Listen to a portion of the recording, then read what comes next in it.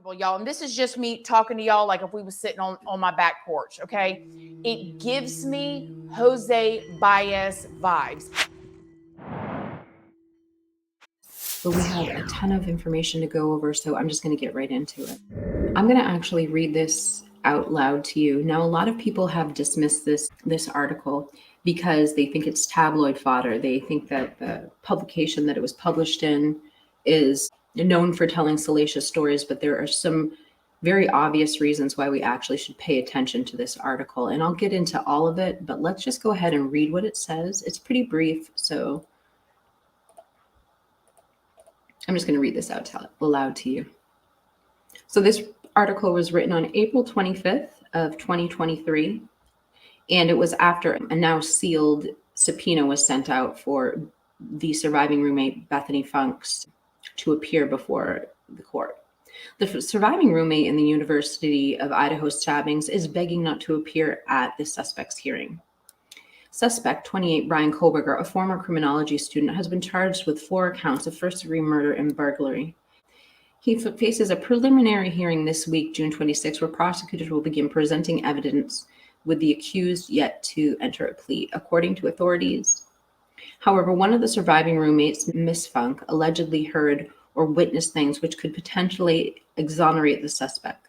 Investigator Richard Bittanti, who is working for Ann Taylor, Mr. Kohberger's lawyer, has subpoenaed Miss Funk to appear at the accused killer's hearing on June 28th.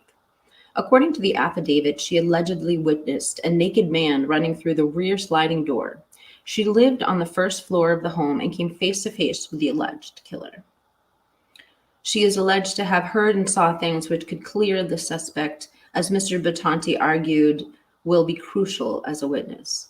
Mr. Kohberger's lawyers claim that Ms. Funk has exculpatory information that is material and necessary to the alleged killer's defense. If she refuses to appear, she could face a potential of $500 or 25 days in jail.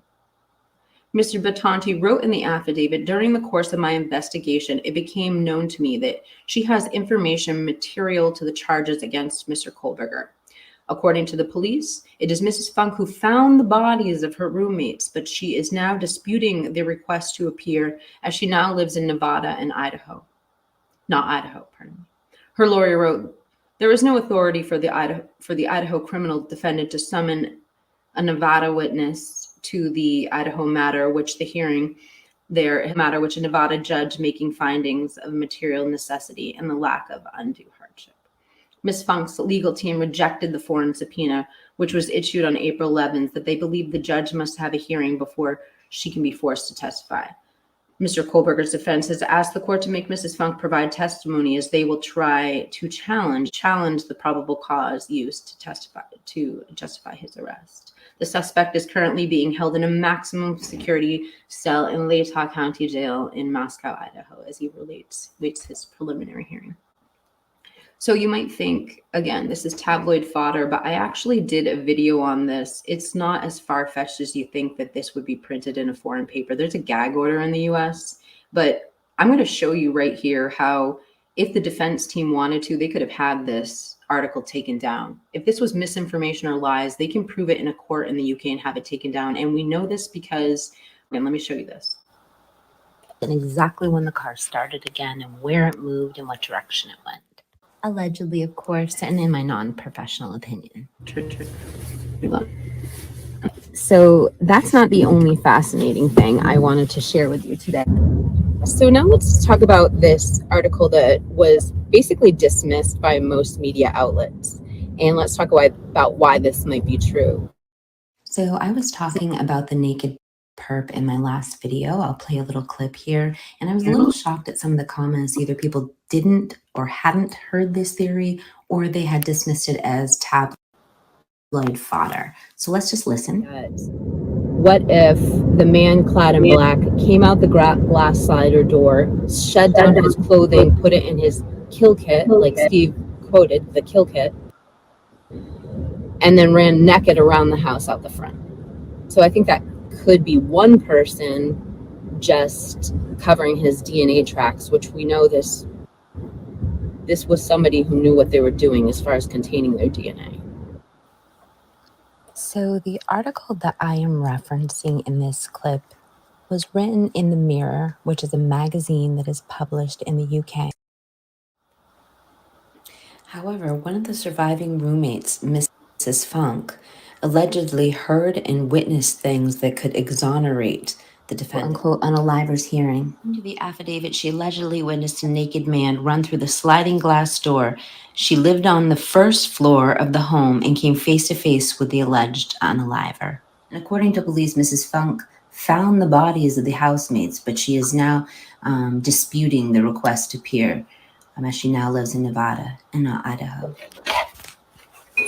So let's just make a couple of assumptions about this article. Now, number one, there's a gag order on this case that applies in the United States. This paper is printed in the UK. And unlike the United States, the UK doesn't have the same freedom of speech and freedom of press laws that the United States has. If Mr. Bittanti wanted to stop this article from being published or have it taken down, he certainly could, because he could say that he was offended by it and the paper would be required to respond to his formal request. Let me give you an example.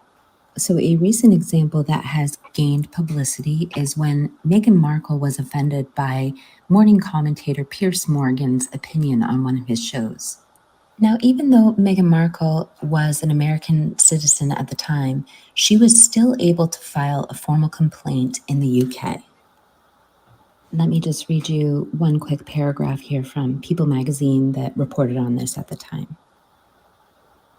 Meghan Markle made a formal complaint to ITV following Piers Morgan's on-air comments regarding her mental health, which she opened up about during her interview with Oprah Winfrey on Sunday, People reported.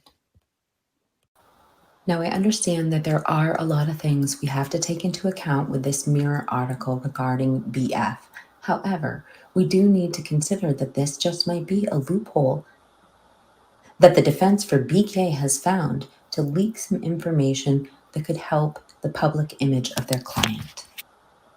A major defense loophole. Major loophole that the defense team has found to get. Okay. This is going to get real good, you guys, I promise. I'm going to show you two sound bites from two different live streams this week. Both of them sort of corroborate this Mirror article, both of their theories. I don't think they could simultaneously exist. So one of them is right or another, but I think you're going to find value in them. So let's start with Truth and Transparency. A lot of creators have touched base on her live stream from earlier this week, but it's worth it. She just does such a good job. And women, look at that, passing out some love. So giving some love back. Thank you, guys. So what this is a picture of is, guys, this is the day, this is November 12th, okay? This wasn't just posted on November 12th, and it was in Kaylee's feed that she added from a couple weeks ago. This is a post that was posted from actually the day that the picture was taken. This is allegedly Kaylee's bedroom. Now, there's a couple things that bother me with this. Does this look like a bedroom that is moved out of? No. Same outfit that Dylan is wearing in the pictures for the tailgate. Same outfit that Kaylee is wearing in the pictures for the tailgate. This is what they were wearing. Okay. This is the bedroom that is upstairs with the balcony. Okay. This was posted on social media. That means anybody could have seen that. Guess who was in town? None other than Kaylee Gonsalves, who allegedly, if people are just chatty with one another, oh man, did you hear? Kaylee moved out. Big old fight broke out, you know. Oh my God, Kaylee's back in town. You know, where's the bed? I'm going to show you where the bed is. You can see the bed. Right there. Right there. That's the bed. Okay. Also take a look there. That is hardwood floor. Let me tell you something about hardwood floor, guys. Hardwood floor is creaky. First off, I'm just going to pause this for a second. Hardwood floor, if Truth and Transparency, if you're watching this, hardwood floor should not be creaky. Darling, my husband's a general contractor. Give us a call. Just saying. Plus, those. I don't think this is hardwood floor, and I'm not trying to. Certainly, she's got so many amazing points, but I don't think this is hardwood floor, because when we were watching that house get torn down, I heard a lot of people saying, "Oh, it looks like cardboard coming down," and saying it was a junky house. So I asked my husband, who's a general contractor, if it was. And I'm like, "Is that a cheaply constructed house?" And he kind of nodded yes. So I would imagine this isn't hardwood floor. It is floor. It's probably pergo or something. But anyway, I should let her go on. You guys want to hear what she has to say, I'm sure. Very, very creaky. Creaky. So that means you're listening to it. Go check out the jeans, the shirt underneath it. This is what Kaylee was wearing. But we have to talk about it because you guys, this is not a room.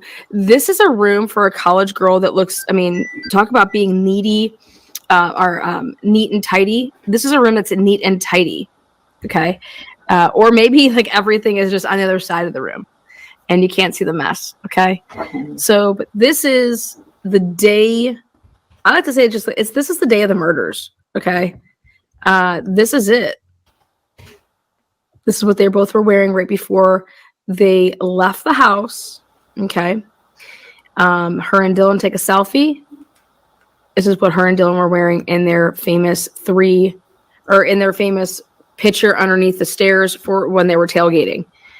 You guys, this is a bedroom that has, would you leave all of this stuff in a house? Think about this. Would you leave all of this stuff in a house that you do not live in? To the point of, that your house is a revolving door, meaning people come into this house at all hours of the night, right? And you move out and you're going to leave all your valuables in this house. I would never, unless I had a freaking deadbolt on that door and locked it all crazy style. Now look at these blinds over here. Those are like blackout blinds, which means when you close them, like it stays super dark. All right. Again, that looks to me like where you hang necklaces and stuff back, like a jewelry box, but it's like a half open one. Again, the pictures are all up. This is, and then right here, this is the bed. This is the bed. Okay.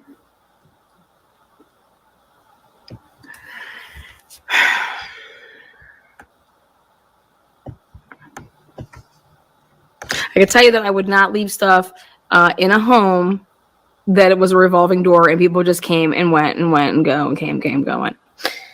That's the truth.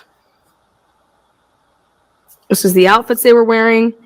Now, unless you're telling me that Kaylee was using this room because it was her old room and the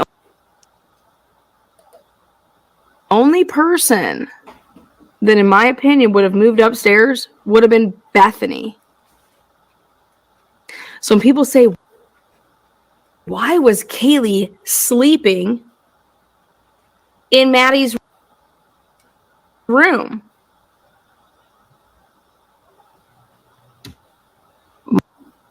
I don't know. Well, dream is because Bethany moved into Kaylee's room after Kaylee moved out.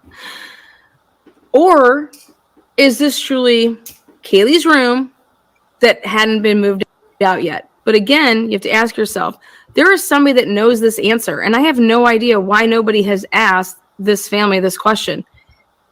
Are these Kaylee's things? And it's like, how would they even know? They've never been in the house. How would you know what Kaylee's bed, mattress, or comforter look like? Her parents have never been in this home. Have you ever seen Kaylee buy this? Is this something that she brought from home? The little knickknacks. And the answer to all of that is, I just believe that you would go to Marshall's or Ross and buy those things. Okay. The family knows if this is Kaylee's stuff. The family knows if Kaylee had to get a U-Haul to haul her shit out of there. You know who else would know all this? the roommates, the surviving roommates, right? You know who else would know this? The neighbors. The neighbors would know if they saw a U-Haul moving Kaylee's shit out. All right. Now,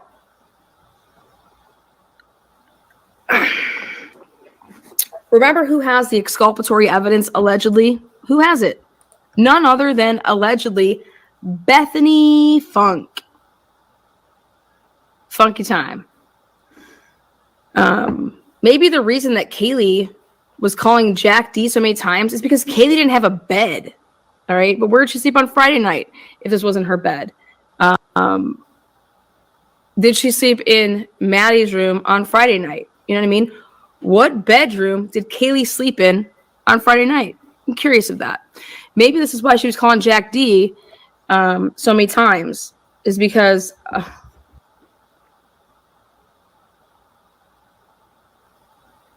hey, like, I want to come over there and sleep. Like, I don't have room to sleep here, blah, blah. Or maybe there was another fight. Who knows, right? But this is something that's very, very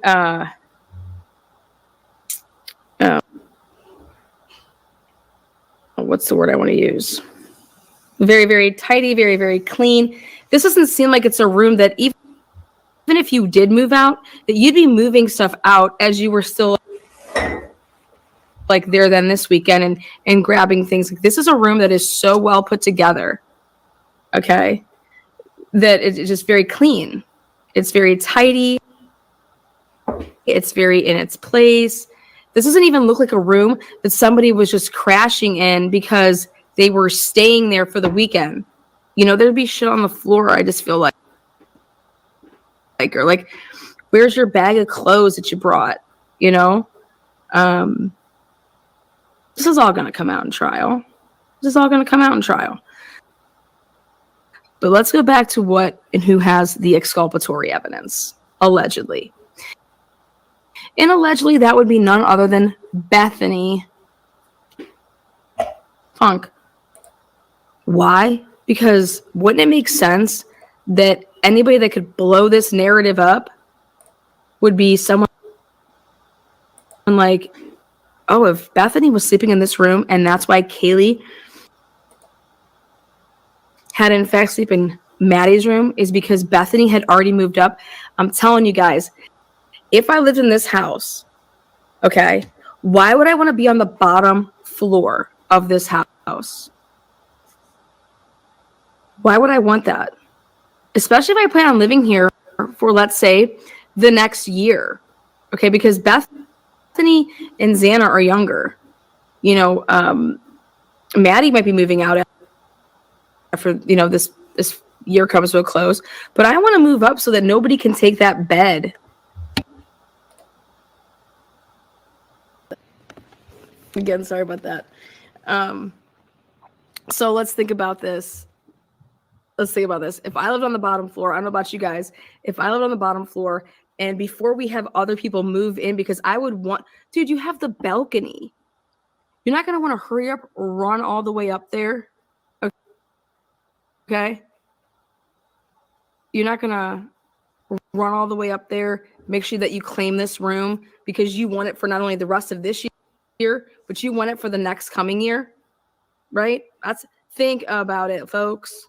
All right. Now, the only thing that I thought would maybe matter to the person on the first floor is that if you were like a smart person, like myself, I would probably stay on the bottom floor because of the washer dryer. I would not want to be going up and down with my laundry. So that's the only reason I would want the bottom floor. But honestly, at that age, I'm telling you, that's nowhere near going to trump me having the back balcony. I want that back balcony. I want to be laying out on that back balcony. I want everything to do with that rooftop back balcony. Like, hell yeah. I'm moving. As soon as she's out, I'm up there. Okay. Especially if she hasn't paid rent. You know what I mean? Like, I'm up there. Again, think of things as a 20 and 21-year-old. Don't think of things as a 40-year-old. think of things as a 20 and 21-year-old. Dude, I'm going to get a couple of the frat guys to move my shit up there. So if it is true that Kaylee moved out, okay, as her parents say, then that would have been known throughout the house, and I would have been like, I want dibs on that bedroom, and we can either pull straws for them. We're going to do something, but my ass is going to be up in that. I'm not going to be a lone duck on the first floor of a revolving door house, which it was. And now when you think about the person that could blow all this up, well, there's exculpatory evidence because maybe the defense team found out that it was Bethany's bedroom. Okay. That it was Bethany's bedroom on the top floor. And so now what Bethany actually has to say is way more relevant because of the location of where Bethany would have allegedly stayed. Why don't you think they talk about Bethany in the PCA? Because maybe they would have to put where Bethany was truly located. Okay. Maybe since it was Bethany was, in the mix of moving, don't know. Hold on, I want to put this down here to show you guys right here. This is a bed. All right. Now, when I was in college, when I had my house at home, I had my bed. I didn't take any of the stuff from my home in my bedroom in like high school. I did not take that up, pack that up, and take that down to college. All right. First of all, when you live in the dorm, they have a bed for you. And you just have to put, honestly, I think they even give you a mattress, which now that I think back about it, that's fucking sick. And they do. But yeah, so to say that she would have had to move, like Kaylee would have had to move this bed out because she needed it at home, absolutely not. No. Also, going back and looking at the Venmos again, what people do is they buy it from you. Bingo. They buy your stuff so that you don't have to move it all out. That's what Dylan did with the person that she bought out of this lease, which was, what's her name? Simpson, Ruby Simpson. But this is not a dorm. No shit, it's not a dorm. Thanks for telling us that. The point of the matter is that when you move into your dorm and into your other, if you moved into the house instead of the dorm because they were in sororities, they have beds. I've shown that clear as day. They have beds for you. So you're not bringing your bed in there. But we have to talk about the fact that the Gonsalveses have to explain when they want to say that Kaylee moved out. Well, what did Kaylee do? Leave all of her shit in this room, or is this not her stuff? It's one or the other. Okay. I think that was one of the most powerful things I saw in all the live streams this weekend, Gia, and welcome to the show. We're so glad you were able to make it. Well, can you, we're definitely going to answer some of these questions in live chat, but first I just wanted to hear what your reaction was to Lana's Well, first of all, I don't think that's the house. I don't think that's a bedroom in the house. I agree with Viv. I think that for a number of reasons, and I haven't seen the photo she mentions, but we would clearly could tell from the view out the window if it is or isn't. But also, I can't imagine their rooms would be even decorated that way. And it wasn't just the Gonsalves that said that she had moved out. She'd moved out, purchased a new car. She came back to visit. I heard recently, and this is just because this just came up, but I heard someone in law enforcement say that room was completely empty. And I think that's probably why the dog was in that room, because it was a puppy and it probably wasn't trained real well.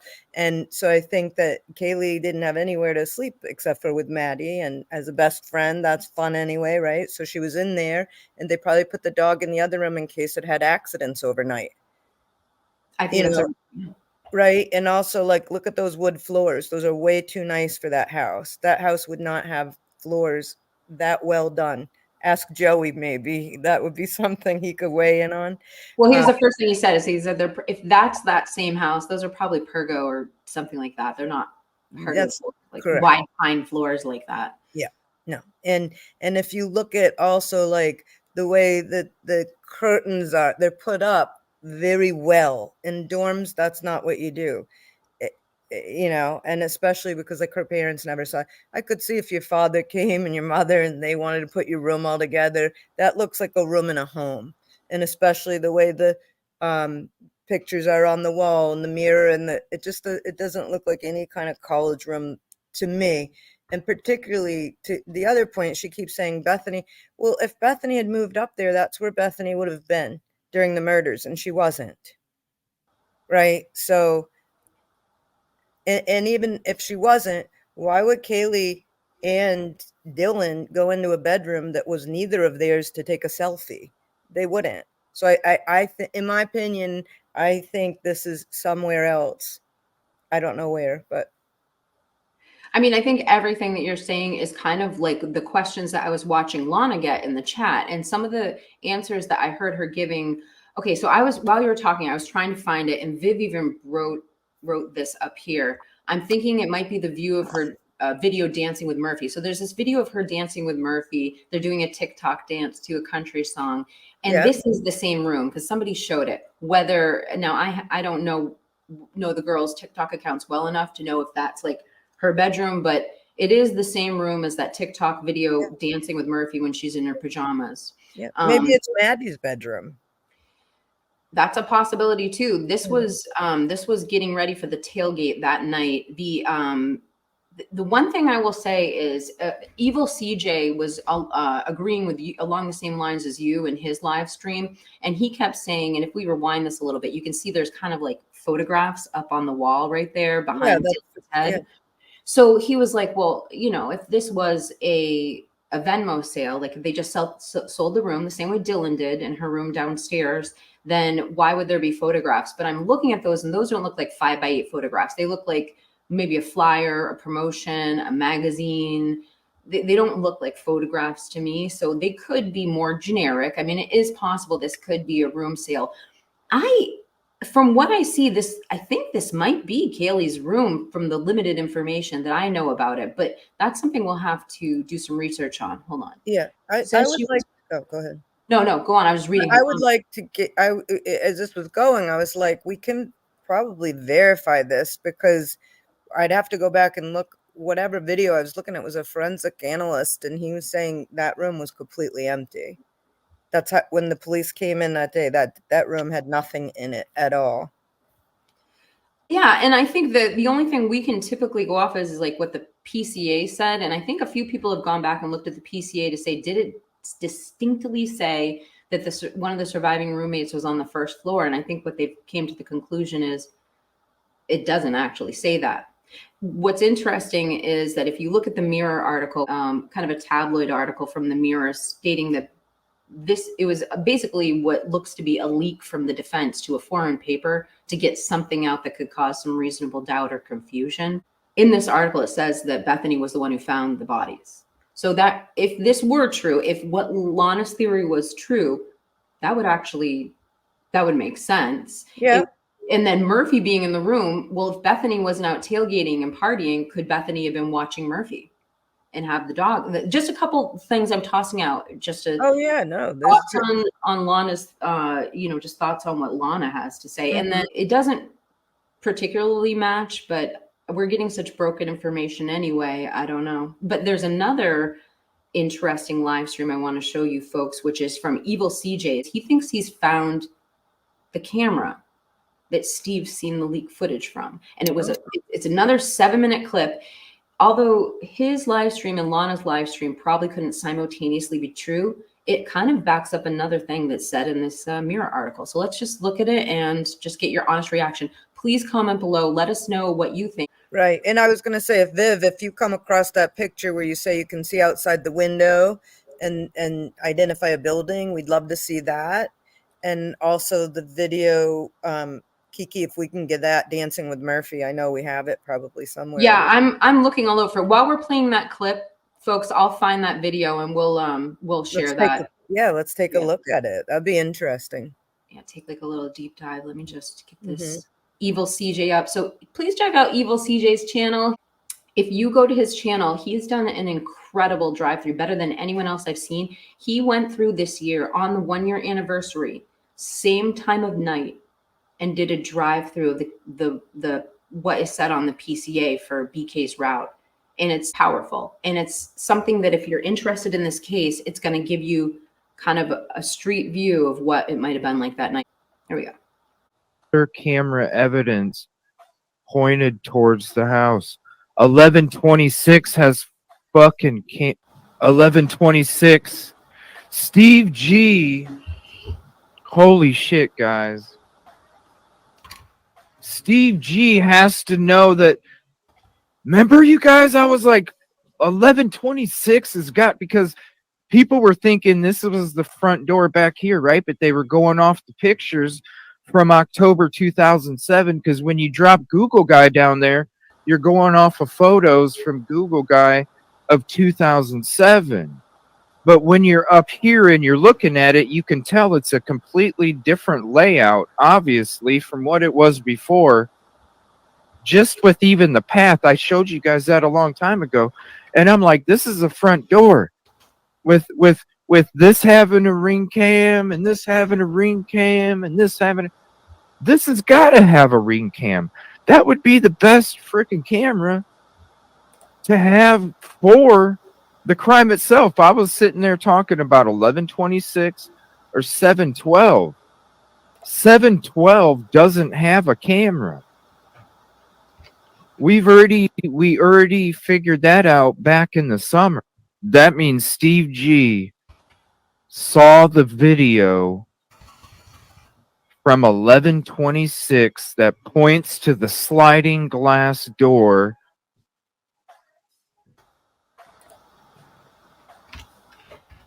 So then how would they say that they don't know how the person exited? Because they Holy shit. I bet you this is what took place. And I'll get to your chats in a second. I'm sorry. My mind is just going, brrr, it's those tiles flipping. I bet you this is what took place, and this is the shit we've been saying this whole time. There is, watch this, peep this shit. 1112 picks up audio from a cat that activates the camera. Picks up audio from a cat that activates the camera. You know why? Probably because the cat was over here and darted off through between the houses and took off because something was already going on. That's what activated the ring cam to start here to record. Or knock the garbage I over. Bet you. What if it knocked the garbage over? The person, because there's what if the cat got spooked and knocked the garbage over at the sliding glass door, and then that's what activated the 1112 camera. That's what tipped the garbage can over at the sliding glass door. There's no camera at 712, remember? The blue car, or where the blue car's at, they creep down. 1126's camera caught. No, you guys saw that. You guys saw that garbage can, right? How much food and garbage and pizza boxes and all that was in there. There was food in that garbage, everybody. That cat, I bet that cat was digging in the damn trash and got spooked from somebody, whatever they're doing inside. And then that's the cat that took off between the two houses and activated the frickin' ring cam on 1112. I bet you that cat was getting into that garbage, got spooked, and then the garbage can tipped over. Or it tipped it over to try and get food out of it and got spooked. I guarantee you that cat was next to that garbage can. The person or persons entering the property. I don't know why this is so foggy. The reason that they don't know Ethan's window, there we go. Pop down on that. There we go. Right coming here. home. Or if they didn't live there, again, rewind back to here. Exit Zaina and Ethan's window. Hop down on that little small roof. Jump down on the gravel. Circle around through the tree area. Circle through the tree area and literally have a couple elevated steps to go back to right. That's why they never saw My how screen they is frozen. left I'm sorry, the guys. scene. They saw how they got in there, and I bet you Steve G saw that footage, saw how they got in there. They just don't know how they left because it couldn't possibly be caught on camera. If you're exiting Ethan and Zaina's window and you go right back around, and guess what, everybody? Where does this person walk by? When they do that, they walk by Bethany's room, do they not? Do they not walk by Bethany's room? If they exit Ethan and Zaina's window, hop down on the gravel from that small little roof, and go around the corner where the trees are at. Mm-hmm. Yeah. I said that before they picked up a thud, which is someone jumping off. There we go. I found that video of Kaylee. Oh, good. Anyways, I think it would be terrific to be able to play that video, and then we can really even maybe she could pull up a side-by-side comparison of the photo we have with the video and just see if we can see if it's in the same room or not. And also they were saying that those outfits they had on were from the day of the murders. So could she have really gotten everything in gear and gotten back into the room that quickly? I mean, it only been a matter of days probably since Kaylee had moved out. So welcome back, Kiki. Just trying to. Thanks for holding down the fort. Yeah. Okay, hold on. Let me get this. So let's look at Kaylee and see what is allegedly Kaylee's room. I mean, I can't say it actually is, but this is what people are saying is Kaylee's room. I can't turn up the volume. No, that doesn't look like it at all. That's It's a kitchen. coming up. No, yeah, no, it's this video. I just had to start there. It's a long video. I couldn't find an individual. Okay, so let's pause it. It doesn't necessarily, there's a huge window right here. This isn't the same. It doesn't. And if you look at the photographs, they're on a piece that comes out. That was flat on a wall. They didn't have the like, see how there's like an alcove beside. Can you do a split screen? I don't know. I'm not as technical. I don't know how. I'm sorry, guys. Yeah, that's okay. I was saying like that would be neat if you did, but I don't think that. Well, I could pull up Lana's again. I have actually no. Wait, go above her head. Can we let's zoom in? unpause it. It's a long video. Okay. Well, I guess No, look, it's the same mirror and little tree there. So I think it is just from a different angle. Yep, and then right here, that's the same comforter bedspread, same pictures, but I see this It's kind of just like pushed this way a little where you can't see that alcove, I think. all right. So truth and transparency.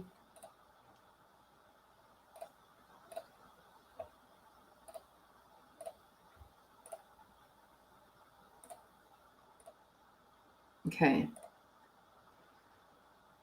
That's okay. It is the same room. I think. Yeah, it is. It's the same room. Yep.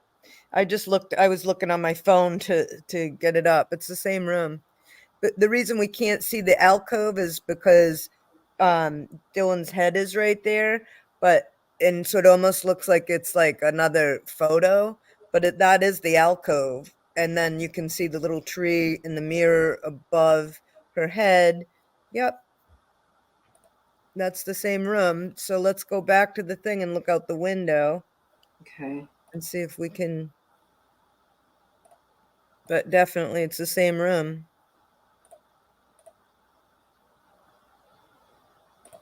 Different day. You can't really see too much, but allegedly this was at the house, so this would be Kaylee's room. So it does bring up a incredibly interesting question.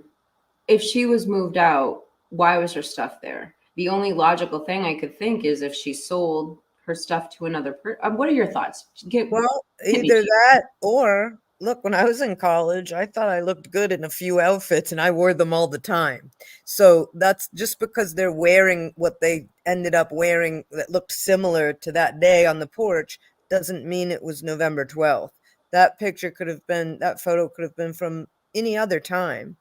Because if she did move out it would make sense she would have taken a few things down, right? And even if she sold it all to Bethany and whatever, Venmo sale, whatever you're calling it, I do think those photos, because when you're in college, they look like one was of a dog. They look like her personal photos. You're not going to leave that behind, right? So, what would be interesting is if we could see further over and see if that jewelry chest was still there, because you're also not going to sell your jewelry. Let's play it. Let's just see if it. I don't think the Well, it camera might. moved, but let's just play it through. Okay. Oh, that's it. Well, there might be other things of Kaylee's room in this video. This is all Kaylee's TikToks. Some of them this creator had to take down because of copyright, but I'm just scanning ahead to see if I can find anything else in Kaylee's room. Well, that was Kaylee. Yeah, it would be good if we could save that in case it ever does all get taken down, because these are good things to look back and say, maybe not for what's going on, but what's in the background. I will. I'll do a screenshot of this, of Kaylee's TikToks for you guys to make sure we have this filed away. Just because, like, as you've taught me too, it could be there 1 second and gone the next, and then it's poof. What's shocking is the court documents that are gone there 1 second and then gone. Like, how does that happen in this case? I don't know. It shouldn't. Well, unless it gets sealed, but. So, well, yeah, these things that possibly, particularly when it comes to that Mirror article, could it be anything put in the media we feel is like, even when we were covering the Kardashians and Britney Spears, it was just very obvious we were constantly being manipulated by what's put into the press. I wonder, is this the loophole that the defense has found to get some reasonable doubt out there, start making holes in people's stories? So Christina Randall had brought up the Jose Baez technique. And I thought maybe we'd play you that clip, you folks, and you can see she covers a lot of true crime. And at this point, you can consider her an expert at covering these cases. So I think it's valid to listen to what she has to say. I agree. And thank you, Ms. Smith, for the tip on I forgot to say that. Christina Randall, here we go. I mean, I don't know. It seems like a bunch of coinky dinks here. And your alibi is that you like to take long rides in the middle of the night with your cell phone turned off, I guess. In the right place. And your DNA is found. Anyways, during the hearing, the defense and the prosecution went back and forth quite a bit, kind of in a professional way, accused each other of lying is the way that I understood it. Like, the defense was like, oh, the prosecution knew that we were going to have this witness testifying. And the prosecution's like, no, we just found this out this morning. Or, so they were going back and forth. What I will say, though, is that if prosecution, Mr. Bill Thompson, who I think is adorable, but if he's going to go to trial against Ann Taylor, he sure enough better be drinking his protein and doing his pull-ups, because Ann Taylor, she's a force to be reckoned with, okay? And Mr. Prosecutor, Mr. Bill Thompson, he's going to have to step it up a bit, is what it seems like. He's going to have to get it together, because Ann Taylor, she's like a dragon. She is ready. And her client is ready. I mean, if you look at him in there, he looks like he's one of the attorneys too, and he is not sweating at all, which also makes me think, what the heck? Who could be in his position and be that cool, calm, and collected? That's what I said. I don't know. And speaking of that, Bryan Kohberger's family was allegedly there at court, and I would have to guess, okay, that Ann Taylor spoke to them and said, it looks really bad for Bryan not to have any support here. You guys got to come to court. You got to be here. You got to find a way to make it work, because to the public, it looks like he's a person that has no support. That's just my thoughts. I could be wrong. But some of the victims' families were there, and y'all already know Kaylee's family was there. They're not playing, and I don't blame them. I'd be sitting right next to them the whole time, too. The fact that DNA on the knife sheath matches Bryan Kohberger's DNA. When they swabbed him, it was basically a perfect match. But I get what Ann Taylor and them are trying to do. They're trying to find any tiny little loophole, because that DNA is the biggest part of this case. And that makes me uncomfortable, y'all. And this is just me talking to y'all like if we were sitting on my back porch, okay? It gives me Jose Baez vibes. Y'all remember that watched the Casey Anthony trial. He pulled out every stunt in the book. You never knew the next person that was coming to testify, what was going to come out of his mouth. When Jose Baez got up there to do his opening statements, you're going to hear all kinds of bizarre family behavior that just doesn't make sense. To defend Casey Anthony, he spewed out all kind of stuff that he never even talked about in the trial. Never did. He said any old thing. It was a circus.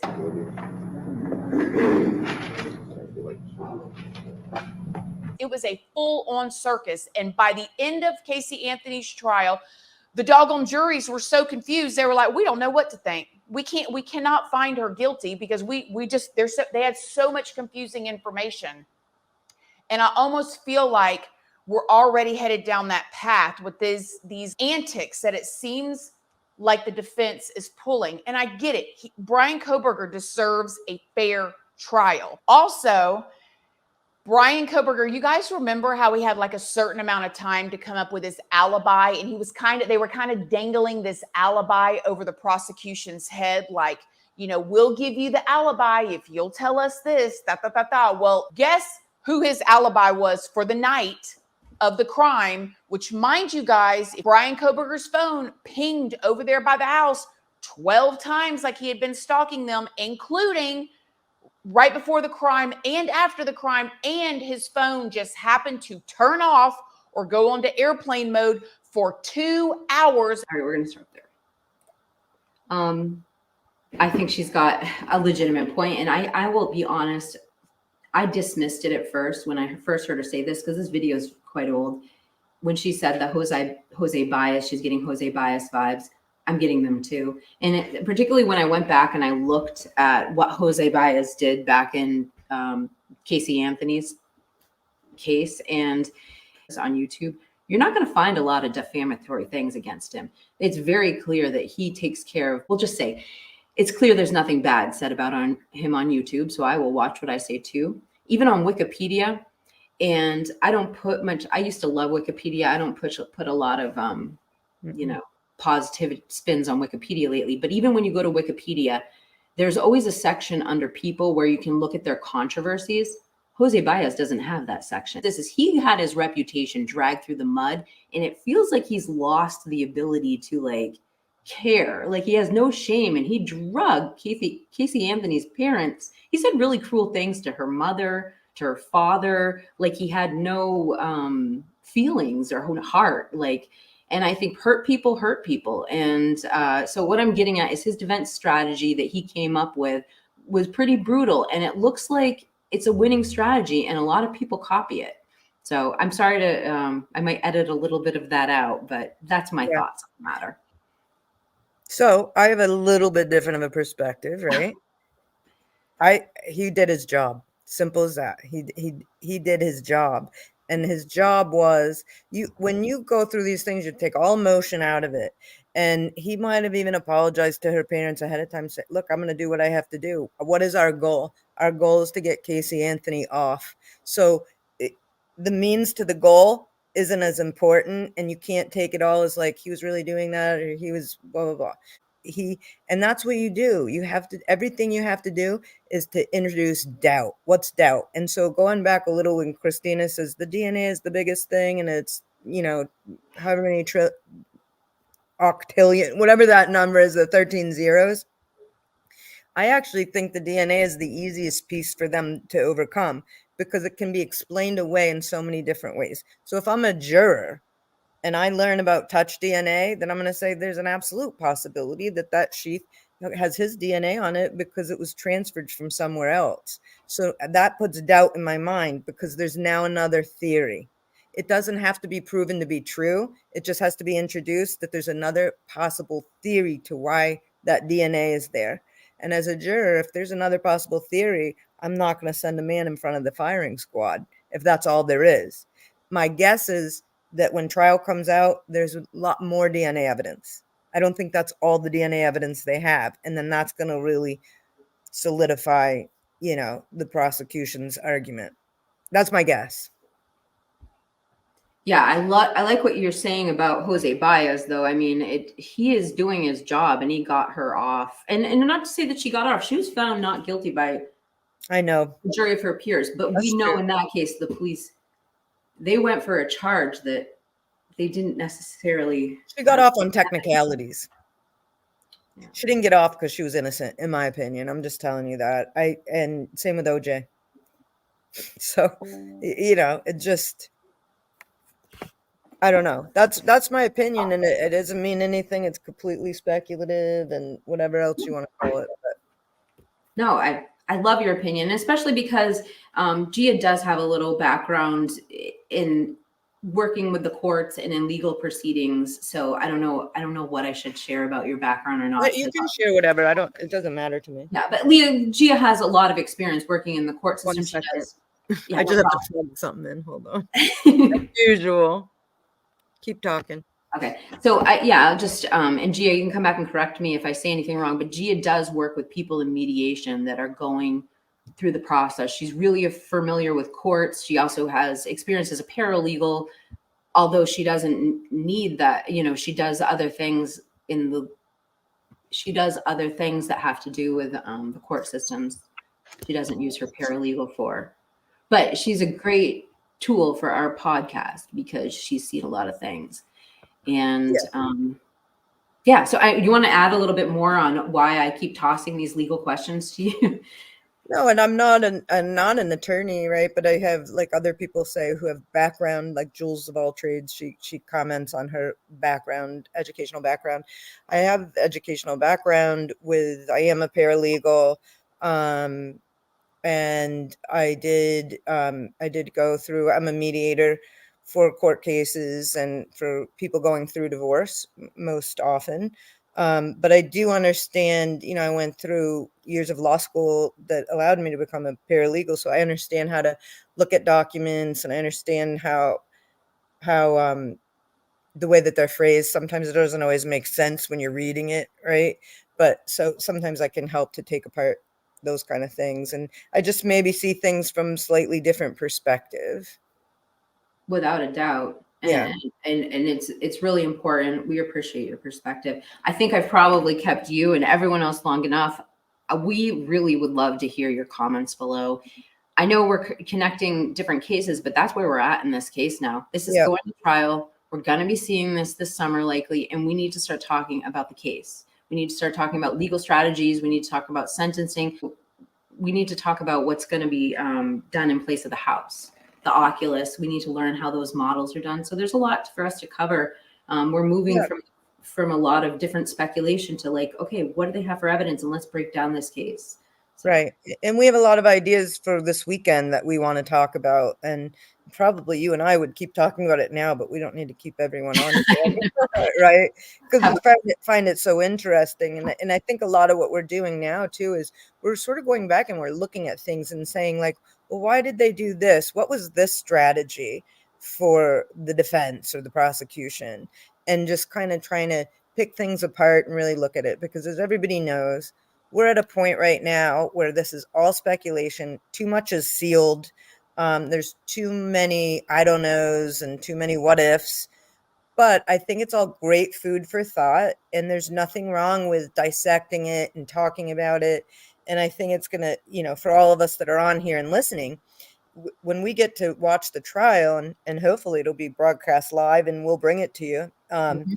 But we're going to have a lot of like aha moments and, oh, wow. And we had talked about that. And now we know. And so I think it's going to create a lot of interesting commentary as the trial goes on, because this trial is going to go on for probably months. I think. Really? You think? Okay, I was thinking 6 weeks, just because I was going off things like the Casey Anthony trial or the Jodi Arias. Yeah, could maybe, but it could go potentially. It has the potential to go for a long time. How long was the OJ case? That's.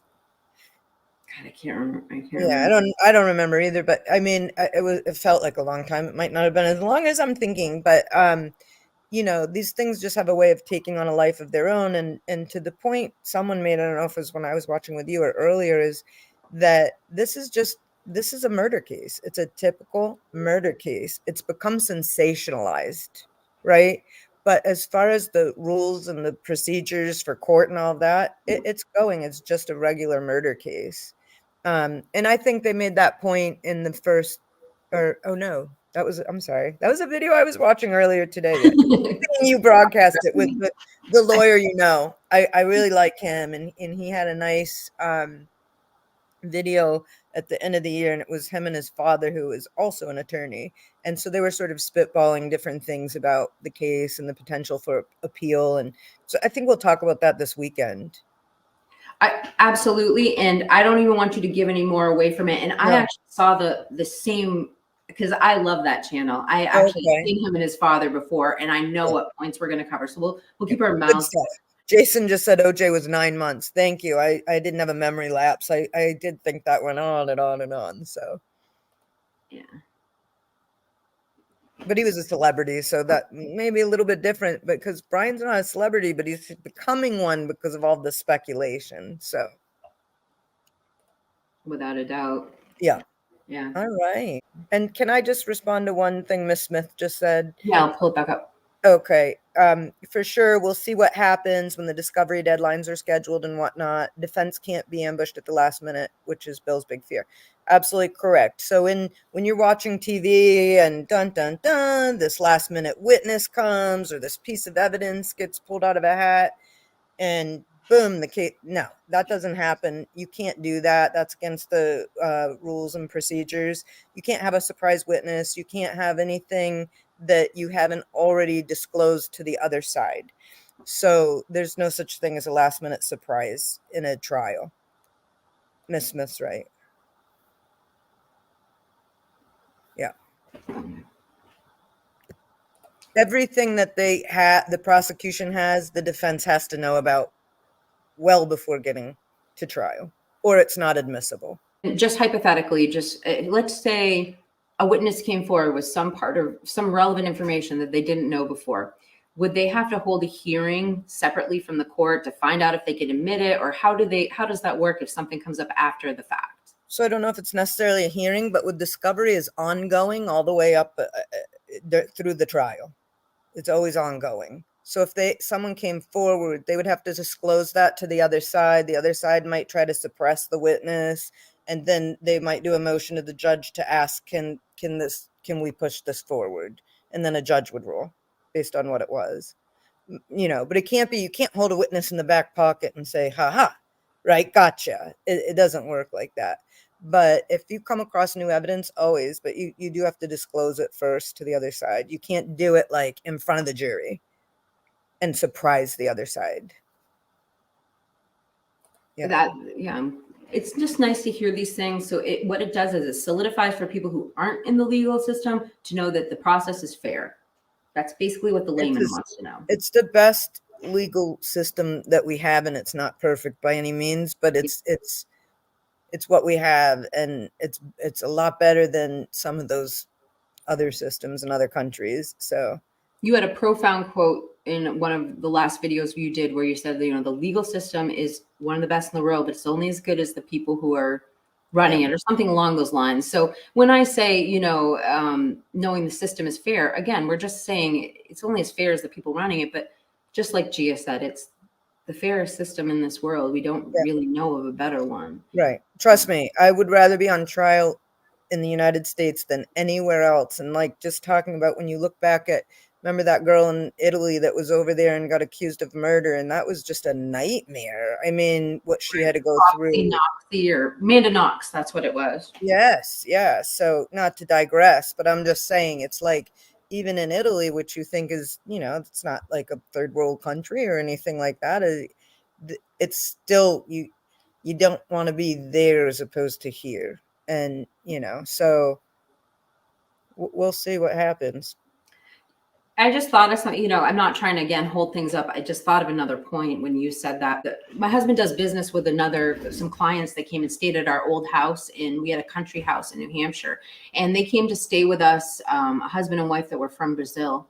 And we were sitting and watching Netflix, and it was kind of like a murder mystery show. And I remember turning to them and I said, well, they should go ask the neighbor if they heard anything. And then, my husband says, oh, well, they should have asked the person upstairs. and it was based on a true story. And I go, do you know if they ever talked to the people in the building? And both of them tried to kind of emphasize to us the nuance that you can't do that in Brazil. Unless you are implicated in the case, you can't go just randomly questioning someone. You could hurt their reputation.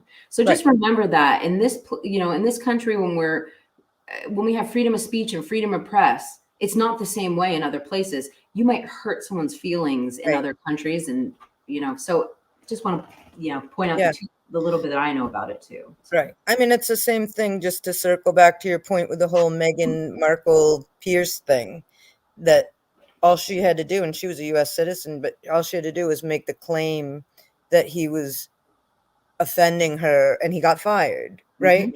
If over here, you're not going to get fired for offending someone. It's kind of the way of the world. It's like, because we have freedom of speech and we're allowed to say these things as long as they're true and not defamatory.